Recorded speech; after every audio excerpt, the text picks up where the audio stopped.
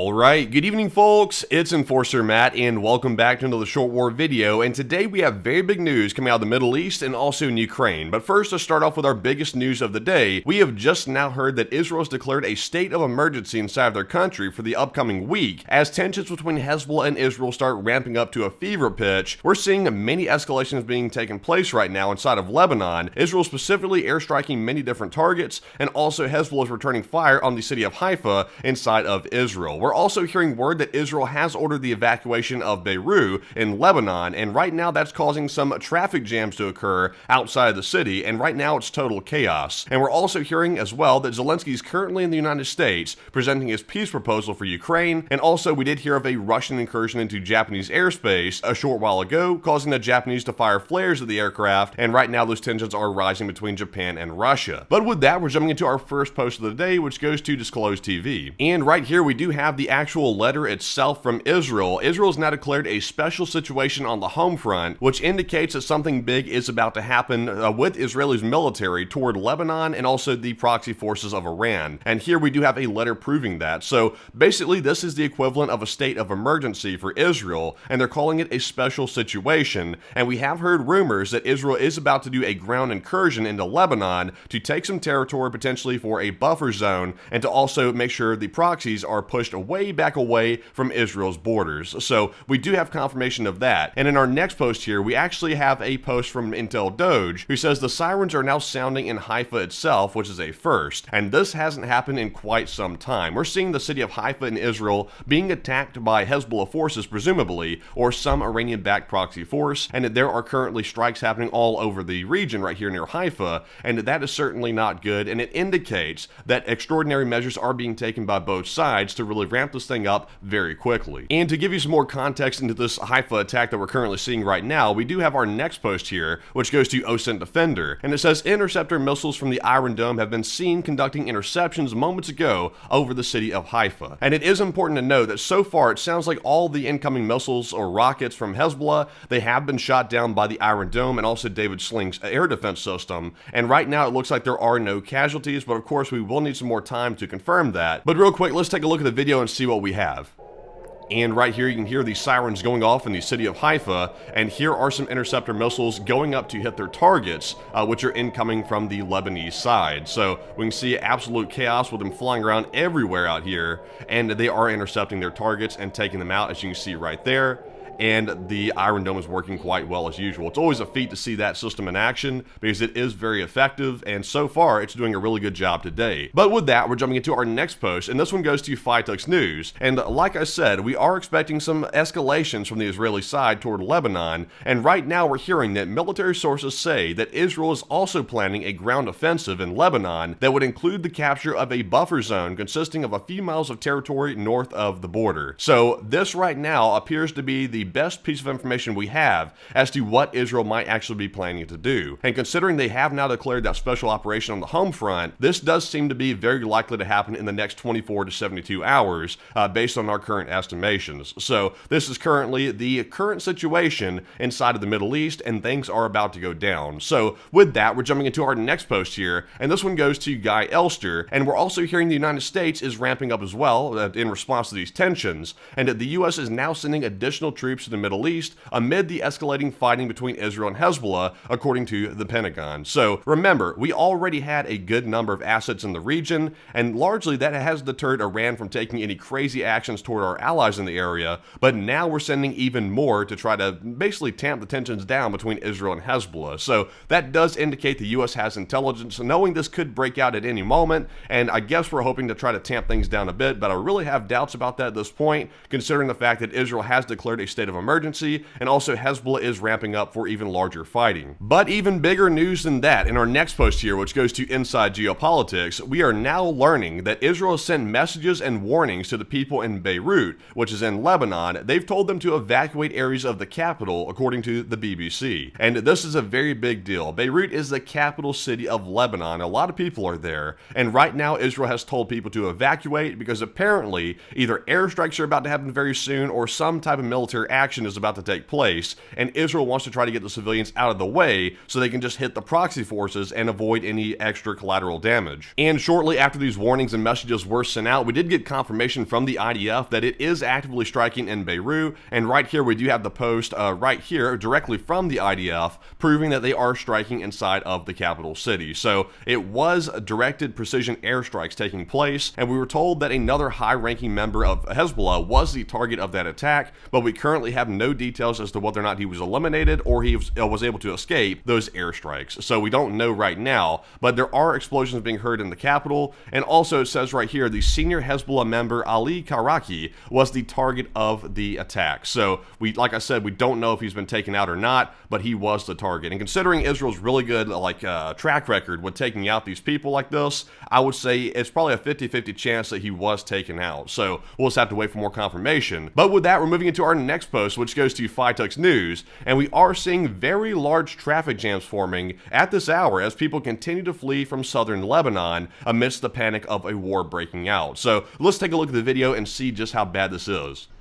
So as you can see right here, the lines of traffic are tremendously congested, and it looks like people are really panicking. So people are very fearful, and it looks like they're taking the Israeli warning seriously because they are trying to get out of the city. So it looks like things are getting more chaotic inside of Lebanon as things grow nearer to potentially a war breaking out between Israel and also the proxy forces. So once again, the proxies are causing people's lives to be turned upside down, and maybe one of these days people will stop cooperating with them and let Israel do what they need to do. But with that, we're jumping into our next post here, and this one's going to go to Visegrad 24, and we also got footage of a massive Israeli airstrike hitting another Hezbollah target inside of Lebanon. Just to give you an idea of just how large these attacks are happening, it says right here the aerial bombardment of Hezbollah has entered a new stage in the war, and it certainly has. So let's take a look and see this explosion.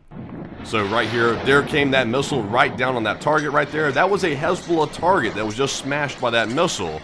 And as you can see, that explosion is very large. A person filming on the roof is actually running for cover as debris flies their way. So that was a very large attack. And I don't know who was targeted in that one, because right now there's so many attacks happening, I really can't keep up with who's being targeted, but Israel is smashing another top Hezbollah leadership in this attack. So very good to see, and also good to know that they are taking action against those forces. But with that, we're jumping into our next post here, and we're going to switch gears just a little bit, because we do have some Ukraine news to cover in the meantime, because currently, not only is the Middle East heating up, but also Ukraine's heating up as well. Right now, we have a post from the Kyiv Post that shows that Zelensky wasted no time upon his arrival in the United States, because he is here in the US, by the way, to present his peace proposal, and President Zelensky immediately visited an ammunition factory in Scranton, Pennsylvania, which produces artillery shells, amongst other things. So, as you can see, Zelensky is here shaking hands with the workers of the plant who are making the artillery and other weaponry, and right here you can see there's Zelensky signing one of the shells right there. Very nice, almost kind of like sign me a rocket,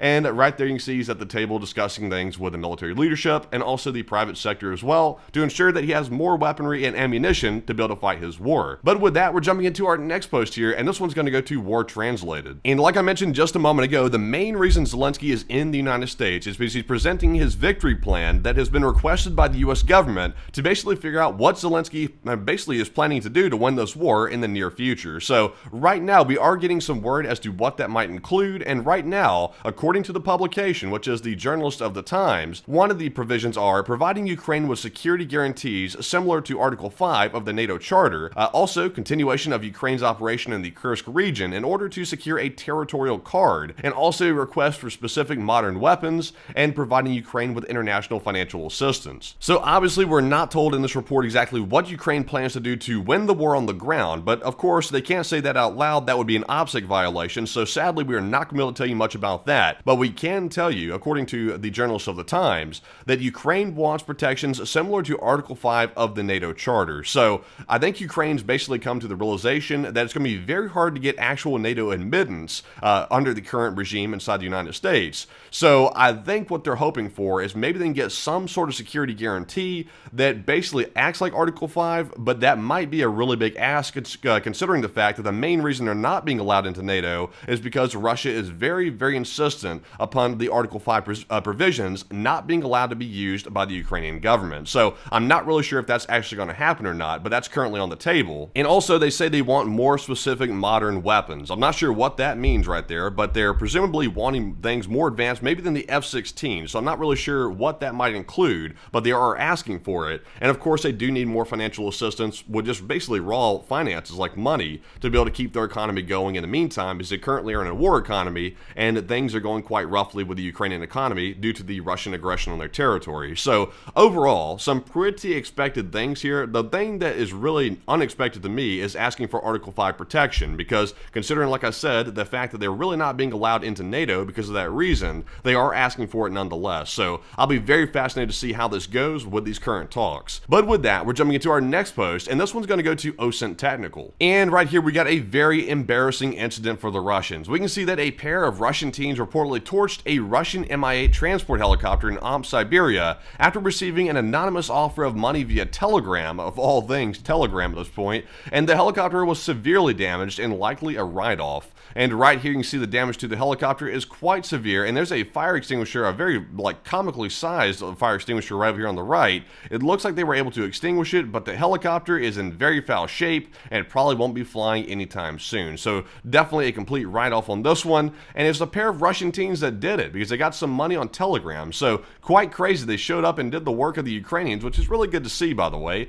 And another Russian transport helicopter is out of action, so very good to see indeed. And with that, we're jumping into our last post of the day, which goes to B&O News Live. And right now, by the way, just some backstory on this, we got some word earlier that Japanese fighter jets had to fire warning flares after Russian military planes violated Japanese airspace, according to Japanese media. And right now we're getting an update on that from a Japanese official. They're saying this was the first time that flares were used during anti-airspace violation measures, and the situation was quite tense. So once again, the Russians are back to trying to test out the boundaries of airspace amongst the Allied forces. And right now they're testing out Japan, and Japan seemed to be very shaken up by the whole situation, but they seem to have it under control, and the Russians are not in their airspace any longer, and they were run off. So that's a good thing, but also a bad thing that Russia's once again testing out our Allied airspace, because they seem to be doing that in high frequency these days, along with China as well. So not good signs for stability globally, but they do have it under control for now. But with that, that is actually our last piece of news for the day. So I hope you found today's video informative, and if you have, please press the like button and also subscribe to the channel as well, because that greatly helps us get the news out there, and we love to hear that y'all love these reports that come out pretty much daily when there is enough news to cover. Also, if you want to support the channel financially, you can do so on our Patreon page, and the link is in the description below for Patreon, where you can go over there and sign up for a monthly membership and help support the channel financially, which is a very big help because we're largely crowdfunded by the viewers, and it is you, the viewers, that make all of this possible. So once again, big thanks to the audience, and we'll see you all tomorrow night at 10 p.m. Eastern on the next Night of War News streams, and also maybe tomorrow midday for a video as well. But with that, we'll see you then, and bye-bye for now.